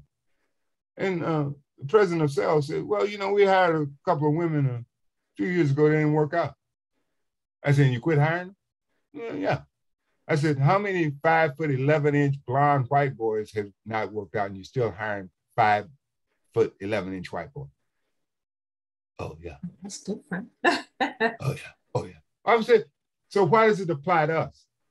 One Black person doesn't succeed and suddenly we don't hire any Black people. That's crazy. The right to live wherever one chooses without incident. You realtors know this. Yep.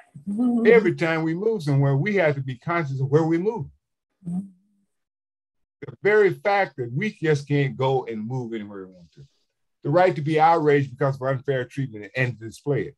Well, January 6th, them white folks tried to overthrow the government. And they're talking about it like it was just a picnic and some people got a little upset. This was a coup attempt. This was to overthrow the government, attacking police.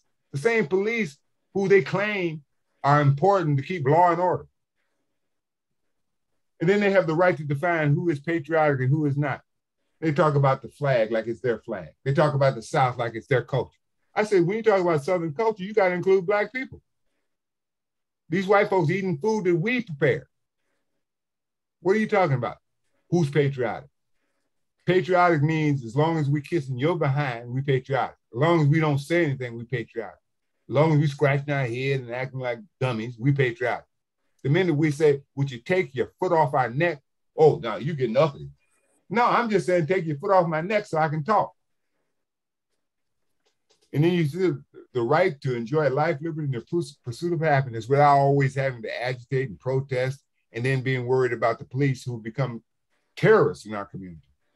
Along with, by the way, let me hasten to add, when I said terrorists in our community, we also have terrorists, these little gangs, little Black gangs who the police encourage. You know, in Chicago, they discovered that policemen were dropping off guns in the Black community of these gangs. So, and I say to people, they're terrorists too, okay? If my mother or grandmother can't go cash her check, her Social Security check without fear of being robbed, you know, all that Black, I said this years ago, all that glitters is not gold, all that's Black is not soul, okay? So just because he's Black, he's still a terrorist. But look at, when I say state-sponsored terrorists, the KKK, the sheriffs in the southern states, the sheriffs in the northern states. When I say I'm from Florida, I hear Black people, oh, Florida, oh my, I don't want to go to Florida. I said, you can go anywhere in the United States and see Florida. Why are you acting like Florida's the only place? Like you can go to Washington State, you can't go nowhere. Racism is pervasive. Everywhere. It's everywhere. The right to succeed without somebody saying, oh, you succeeded because of the quota. No, ain't anybody gonna hire an incompetent person. Even if they want to make an example, they ain't gonna hire you for that. So we have to understand, like I said, affirmative action was created by white people. We just took the blueprint and said, okay, that's the way it works. Then when we show up, don't block us, don't preclude us, include us, okay? So those are the things I said to white people about the benefits for being white.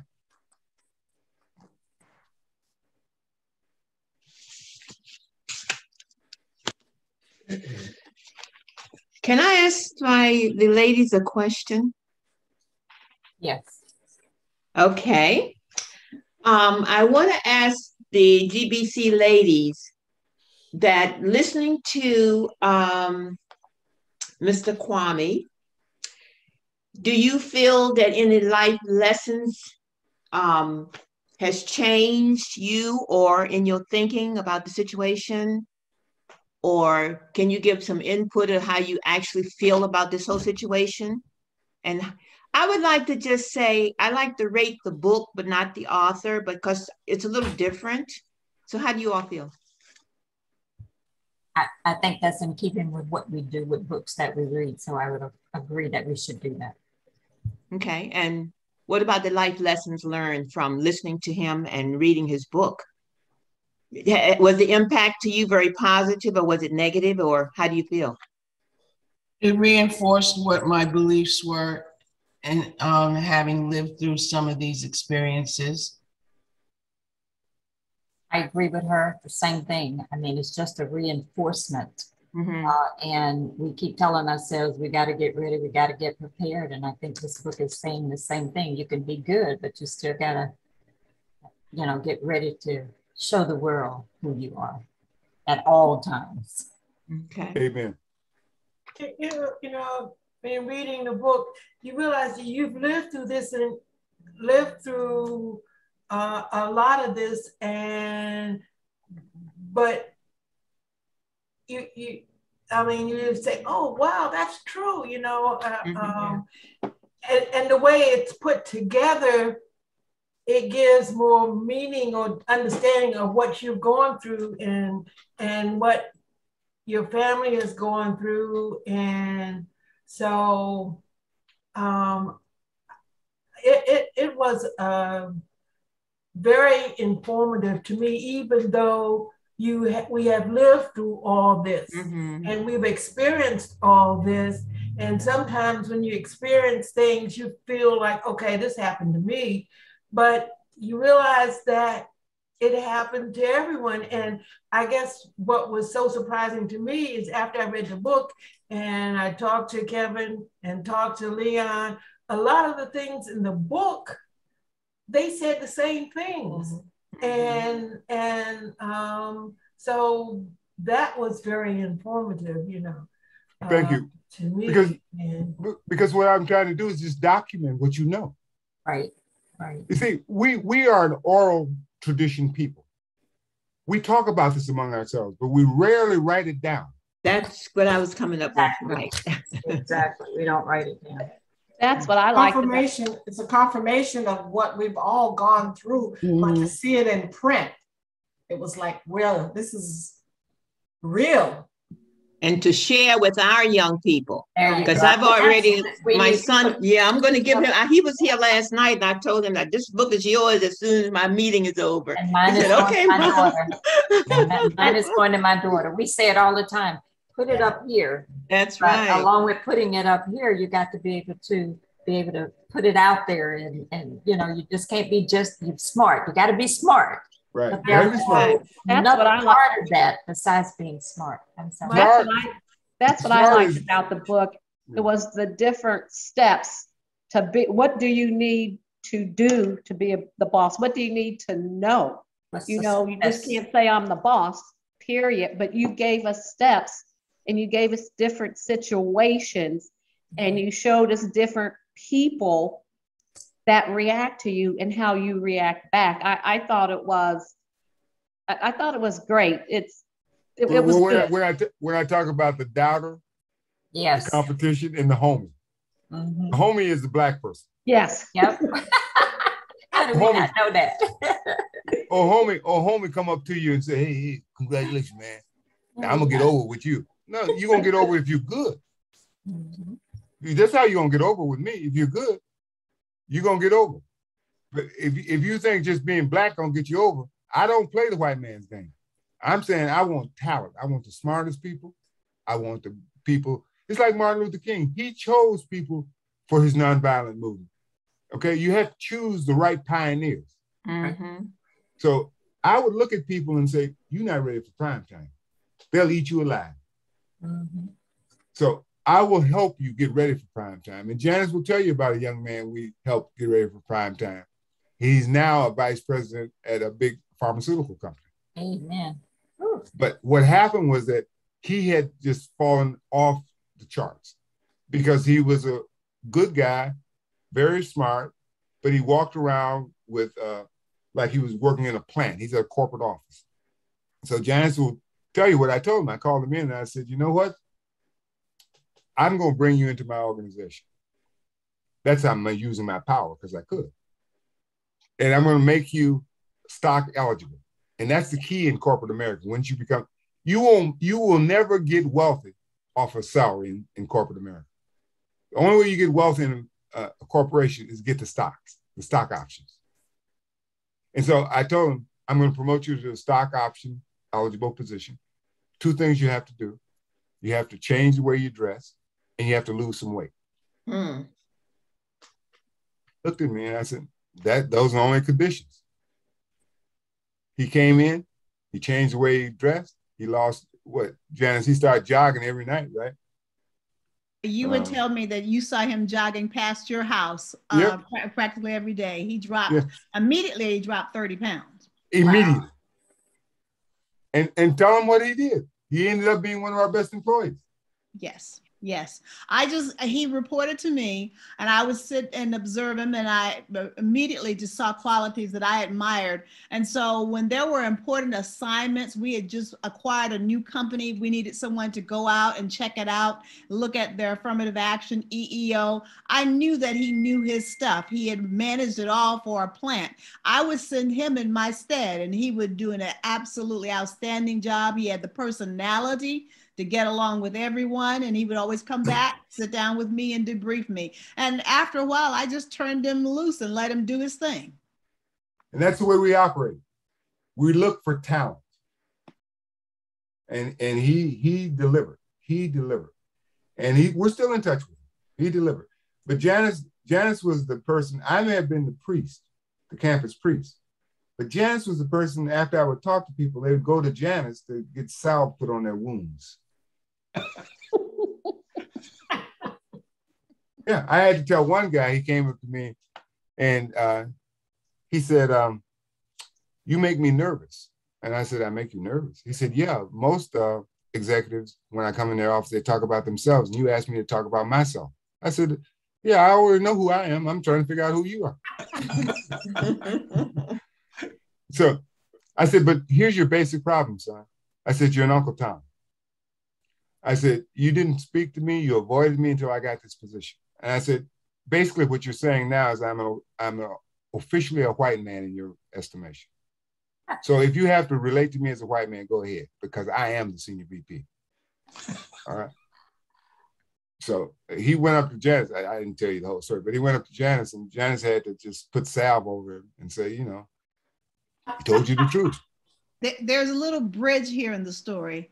Kwame, after he left Kwame's office, Kwame called me and said, I just created a new orifice for this young man. You may need to help him heal. Now, this same guy, and if he gets this, he'll know it. Because he didn't have a job. He'd come up to the headquarters on the promise of a white guy that he'd have a job. The white guy got promoted to senior VP of Europe. So he was left with me. There was no job. I had to create a job for him. But he had avoided me all these years. And still to this day, he wrote a book, took some of my stuff out of Striving While Black.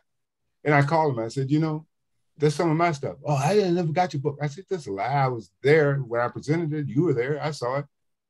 I said, but here's your point. You pay homage to everybody white. You never mentioned I saved your job. I did all. You never mentioned that. But that's okay. All right. Because we know the real deal. We know the real deal, okay? So with our people, you have to be very honest because they're going to play the game. The same people who look at you like, you a chump, you know how to deal with white people, they don't like you. Well, the minute you get somewhere, can you help me? Can you hook a brother up? No, I ain't hooking no brother up. I'm hooking talent up, you know? Because if you want to reduce America to this little adage we used to use on the playground, if you're white, you're all right. If you're brown, stick around. If you're black, stay back. Let's get back. Okay, that's the basic premise that they, if I wanted to articulate how they view us. And so when you ask about white people and changing their hearts and souls, I don't try to change their hearts and souls. I don't have white people come into rooms admitting their race, because then they think they control me. Mm-hmm. You ain't got no power. I need to talk to the people who have power. I'm not in this struggle to be liked by you. I'm in this struggle to be respected as a human being. So the fact that you say you got black friends, good for you. Enjoy them. I'm talking about respecting me as a human being. So I'm not trying to change the hearts and souls. See, in America, if you think about how America's jurisprudence works, it does not try to change the minds and the hearts. It just changes the behavior. In 1954, Brown versus the Board of Education, it said that you must integrate. And so what happened is that white people had to follow the law. They had to serve us. They didn't like us, but they had to serve us. So sometimes it's easier to act your way into new thinking than to think your way into new acting. You have to act your way. Even though you don't believe it, because the law says you have to serve me. Over time, it breaks down the barriers in your mind. So I'm not trying to change your mind. I'm saying I want power. I want the ability to direct and control things that benefit me. That's what I want. I don't want you to say, I like black people. That's good for you. I like white people. So what? We're talking about power. We're talking about human rights. We're talking about our right to be who we are every day, every hour. Thank you for that. Yes. And the other thing I want you all to know is how powerful you are. I really do. Because every day you're being chipped away at. Your confidence is being chipped away at. People say little things. These are microaggressions, micro insults, micro invalidate. The whole idea is to keep you off balance. And all I'm saying to you is you look at them and go, you can't touch this. You can't touch this. I know who I am. Okay, what you say, I know who I am. And so when you start asking me to comment on every black person, well, I'm gonna ask you to comment on every white person. And it stops them dead in their tracks. What do you mean? Why are you asking me? Why are you asking me? Like I said, for example, with OJ, I said, OJ was never black, he was yours. He only became black when he killed white people. True. Okay. And I remember my mother, he didn't do it. And then finally I said, no. I called my mother, my dear. I said, my dear, you know he did it. She said, well, he had a breakdown. I said, well, whatever happened, he did it. I said, but OJ made it clear, I am not black. I am not black. He told us all, don't consider me a black man until he got arrested. Then I'm a black man. And y'all doing this because I'm a black man. Well, every player in that whole scenario was white. Mm-hmm. And why didn't you stay white, OJ? You made your wife's family rich. You did all that, but you ain't done nothing for black people. Now, people forget his wife, Marguerite, who got divorced him. She knew what he was like. Mm-hmm. Okay? So my only point is this. Let's not get caught up in, I have this with my friends. Black man does something. Oh, Bill Cosby, for example. I wrote an article called We Never Knew You, Dr. Huxtable. We didn't know Bill Cosby. We knew Dr. Huxtable. Okay? We knew the show. And I love that man. But I never knew who Bill Cosby was. He's the one that got his own self indicted. He allowed him to unseal a statement that he had made. He did this, where he admitted that he drugged women. That's how he got off, because they had promised him if he unsealed it, they would never use it in a criminal case against him. And the courts said, you violated it. But you see, the whole thing about the way we look at celebrities and black people. I got a friend, anytime somebody black does, well, you see, yeah, he a criminal, but they treat white people differently. I said, here's the thing. The key is he's a criminal. He's a criminal. I'm not going to bat for a criminal. Yes, it's unfair. Yes, it's unfair that 5 grams of powder cocaine gave you less time than crack cocaine. That's racist. But you know the rule, if you're dealing drugs, it's not going to be applied equally to us and evenly. They're going to take advantage of us. That's why crack cocaine is. And it's still a criminal act. Right. Yes. It's still a criminal act. And you know, because we want to be Black, we're going to take care of all Black people. The example I use is the Irish people. You know, Irish people, they call it hell. But what they did was that some of the Irish people moved on up. The Italian people, the lighter skinned Italian people, they became officially white. There are books about when Jews became white, when Italians became white. Let me see what I just did.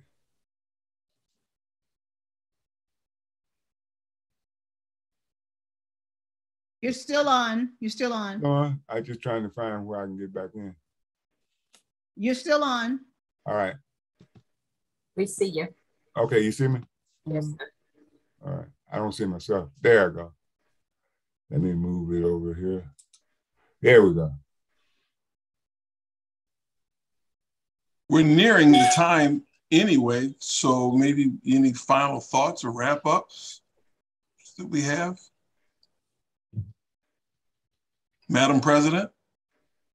Well, I want to thank you, Gary, and I called him Mr. Kwame before. Just Kwame. Just Kwame. Yeah. Okay. And we thank you very much. And I'm sorry all of our members weren't able to be here, but I believe the ones that are here have enjoyed it and had input. And anybody else have anything else to say before we say so long?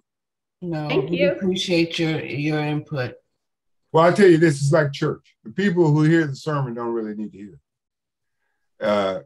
And I always say, if the people who weren't there, you have an obligation to share with them what the sermon was. Yeah, we'll do that. We'll do that. You have to understand that I'm a very proud Black person. I am. I am who I am because of Black women. My grandmother, my mother, who respected and encouraged me to be strong. And I want you all to know as Black women how critical you are to this movement. I mean, now the white politicians know it. But when you get tired of something and you look at a man and say, you ain't, get off your knees, Black men will do it. But what we've done is we've allowed Black men to be, I'm trying to find a word that is not nasty. We've allowed them to be less than men. We cuddle our sons. My wife and I with our son, she's gives a lot more leeway than I do. And all I'm saying to him is that the world does not give you leeway. It doesn't care that your mom is protecting you. So what we have to begin to do, especially Black women, you have to let people know we are sick and tired of this. What did Fannie Lou Hammond say? I'm sick and tired of being sick and tired. Of being sick and tired. I am sick and tired of being sick and tired. And that's where I'm at. And these books are my contribution to saying, I'm going to put a stake in the ground. I'm going to make sure that even when none of us are on this planet, in this dimension, these words will live. We buy more CDs and stream music than we do books. We need to get people back to the written word. This is the way we will persevere. This is the way we will prevail. We will record all of our experiences so our kids don't have to repeat. Do you have any books that's audible? I have, I did Striving While Black. That's the hardest thing I ever did. I'm glad you asked that question. It's the hardest thing. I thought it was easy to read your book. Man, it took me like 2 weeks. And I said, I'm listening to Malcolm Gladwell, who reads his books, and I said, oh, I could do this. The guy said, first of all, you got to have lemon in your mouth so you don't smack. You got to have the same tone. I said, you got to do all this? So that's Audible. We're thinking about doing the Audible on the next, on this book. Hey, Gary, can you pull up Lenny's introduction to dedication? No, but I can. I can make sure that they see it. Yeah, yes, because she reads the dedication. Yes, beautiful. I can make sure I can give that to Ruby, and I can make sure that she can distribute it out to all of the members. Yeah. And my contribution will be to make sure that I get this show edited to Madam President so that she can get it out to you all, and you can get it out to your sons, daughters, friends, and anybody else that you deem necessary. Yeah, and the way Gary and Janice and I work, we consider these discussions open-ended, free-flowing. There's no script. This is it. What you hear is what you heard. And what I said to you, I'll say on the corner of State and Madison in Chicago with a megaphone. I'll say it. Miss Ruby, my contribution to this session is that we will follow through with the Audible book of Black Over White. And I serve as in the role of a very irritating, sassy little sister. And so I revel in that role, and that's what I'll do. Very good. I have one question. Is it possible to put Pat's name under her picture and Emma? You have to do that on your They have to do that when they raise. Well, I tell you what, they have to do that on their end so it shows up. But when I edit this, I can edit when they speak. I can edit there. I can put Emma in, and I can do that underneath. Okay, great. Thank you. Yeah, That's a good observation. But for Emma, you need to on your end change that so it doesn't show up as Gourmet. Okay, I'll have one of these ladies show me. When I log in, it just comes up Gourmet. Or one day on the side, I can walk you through it. One day we can just do that. Well, I do, Gary and Janice and all the participants. I do want you to know how appreciative I am to have an audience that I can share this with. I really, no, and I'm gonna tell you, if you see another book and you recognize something you said, I will attribute it to you, because I know what it's like to be often quoted but never footnoted. So I will. Test group. Yeah, well, this is how I learn. When you're explaining things to me about your children, what they went through and how they responded to the book, that just confirms me, validates to me that, yeah, I was observing the right stuff. That's all I was doing. I take no pride of authorship. This comes from my observations of Black people and my experience of Black and white people. By the way, I don't believe there are such a thing as white people. I think the only time there are white people is when we're in their presence. We can turn a whole group of Jewish people, Irish people, Italian people into white people the minute we walk in the room. When we're not in the room, they're not white. When we walk in the room, they're white. I said, I have the power to turn you into white people. Because when I walk in the room, you're no longer white. You don't talk to each other. You know, as a fellow white person, they don't talk like that until we come around. Beautiful. Thank you. Thank you again. Thank you. All right, everyone. Thank y'all. Awesome. Thank you very much. Be safe. Thanks again. And if you can't, and remember, as my daddy used to tell me every night I go out, if you can't be good, be careful. and if you can't do either, stay home. I like that. All right. Have a good afternoon. Thank you. Thank you. Thank you all. Bye-bye. All righty. Bye-bye. Bye. Bye.